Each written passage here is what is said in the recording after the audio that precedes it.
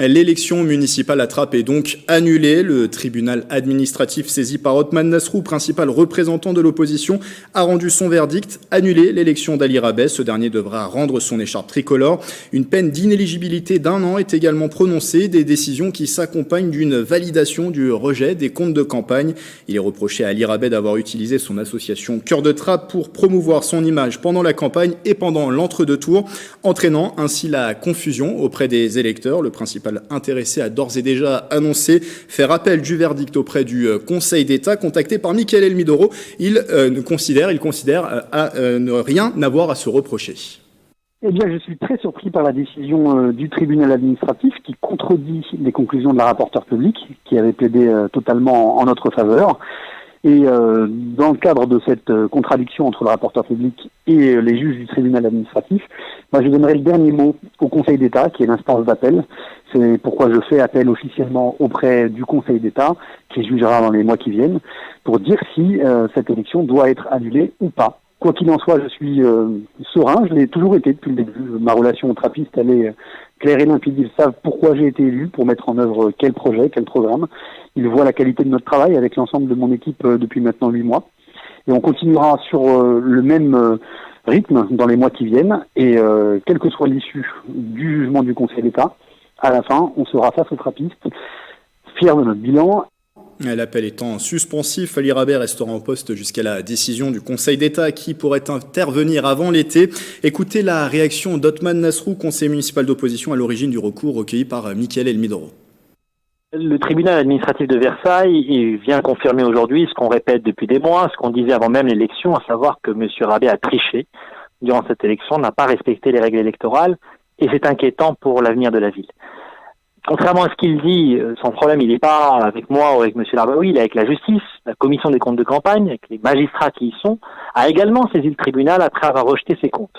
Et contrairement à ce qu'il a dit, parce qu'il n'a cessé de mentir aux trappistes, le tribunal a déclaré aujourd'hui que les comptes avaient été rejetés à juste titre, que les comptes de campagne n'incluaient pas des dépenses électorales, ce qui est un manquement grave aux règles électorales. Et c'est pour cela que l'élection est annulée, mais également que M. Rabeh est déclaré inéligible. Et donc, il lui appartient de s'expliquer. Il y a des procédures en justice. Nous, jusque-là, on a attendu tranquillement ce jugement, quelles qu'aient pu être les insultes. J'ai été traité de Donald Trump de Trappes, mais moi, je respecte la justice, je respecte les juges. Autre réaction à vous proposer, celle de l'ancien maire de Trappes jusqu'en 2020, Guy Malandin. Il a été à la tête de la ville pendant 19 ans.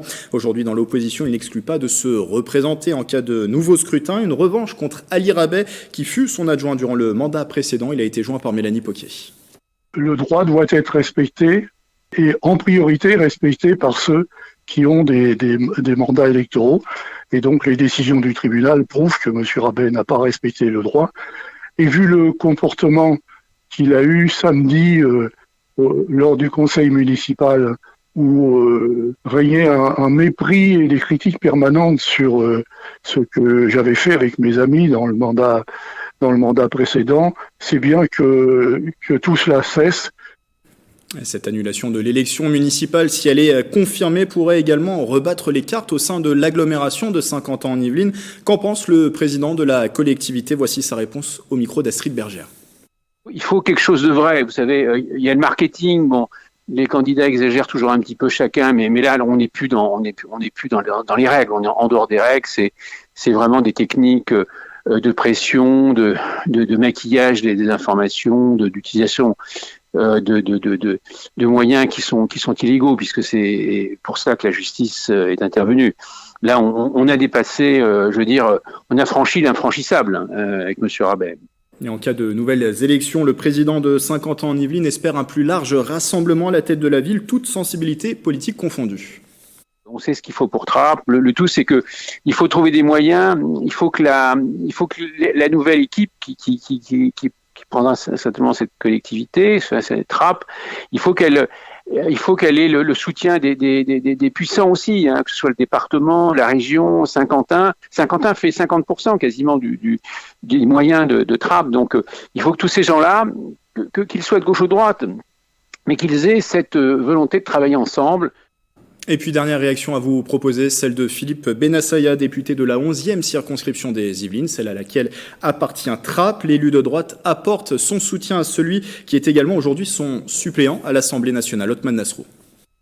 J'ai suivi son recours juridique et j'ai suivi son action pour pouvoir faire éclater la vérité, puisqu'il y avait quand même pas mal de problèmes sur la tête d'Ali Rabet, et j'ai suivi ça. C'est jamais simple d'aller revoter, quel que soit le camp politique.